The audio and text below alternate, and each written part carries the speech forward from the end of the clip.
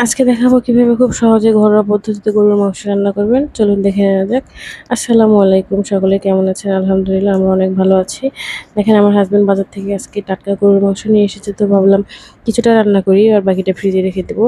এর মধ্যে আমি কড়াই দিয়ে দিলাম পেঁয়াজ, তেল, সামান্য কিছু শুকনো মরিচ, একটা রসুন আর দারচিনি, কালো এলাচ, সাদা এলাচ দিয়ে দিলাম। সামান্য একটু ব্রাউন করে ভেজে নেব। ২টা তেজপাতা দিয়ে দিলাম।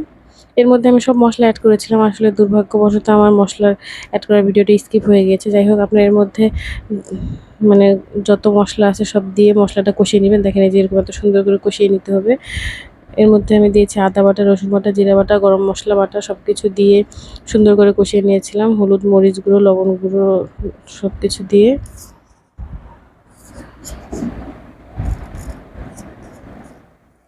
হলুদ গুঁড়ো, লবণ আর মরিচ, এটা আমি পানি দিয়ে মিক্স করে নিয়ে তারপরে কষিয়ে নিয়েছিলাম। দেখেন এই জন্য কালারটা এত সুন্দর এসেছে।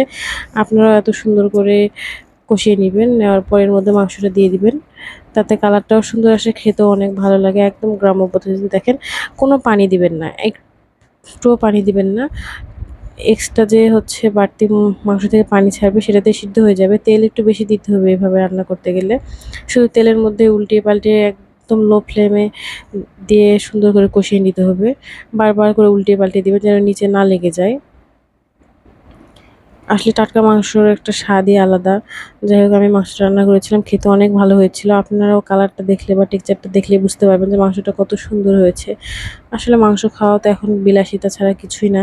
কারণ মাংসের যে পরিমাণ দাম, আসলে মাংস রান্না করলে কষ্ট হয়, কারণ অনেক গরিব লোকেরা মাংসই খেতে পারে না। আর আমরা তো মধ্যবিত্ত, আমাদের কাছে মাংস খাওয়াটা একটা বিলাসিতা ছাড়া আর কিছুই না। যাই হোক, কী করব, খেতেই হয় মাঝে মধ্যে।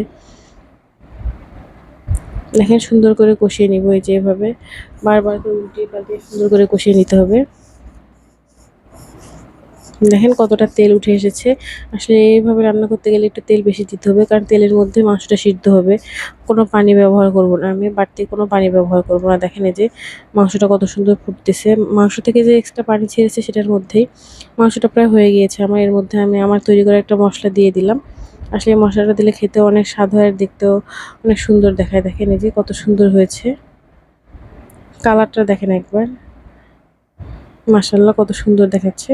খেতেও অনেক ভালো হয়েছিল। অবশ্যই আপনারা এভাবে রান্না করবেন। রান্না করে জানাবেন যে আপনাদেরটা কেমন হয়েছে। একদম ঘরোয়া পদ্ধতিতে, অতিরিক্ত কিচ্ছু লাগবে না, অতিরিক্ত কোনো ঝামেলা নেই, পানিও দিতে হবে না। শুধু তেলের মধ্যে সুন্দর করে কষিয়ে নিবেন। বাস হয়ে গেছে। কত সুন্দর একটা রান্না দেখেন। খুব সহজেই হয়ে যাবে। আর খেতেও অনেক ভালো লাগে এভাবে রান্না করলে। আসলে আমাদের গ্রামগঞ্জের লোকেরা খুব সহজেই এভাবে রান্না করে, এজন্য এদের রান্না খেতে অনেক ভালো হয়। আসলে আপনি যদি মাটির চুলায় বা মাটির হাঁড়িতে রান্না করতে পারেন, খেতে আরও অনেক টেস্ট হয়। ধন্যবাদ ভিডিওটি দেখার জন্য। আল্লাহ হাফেজ।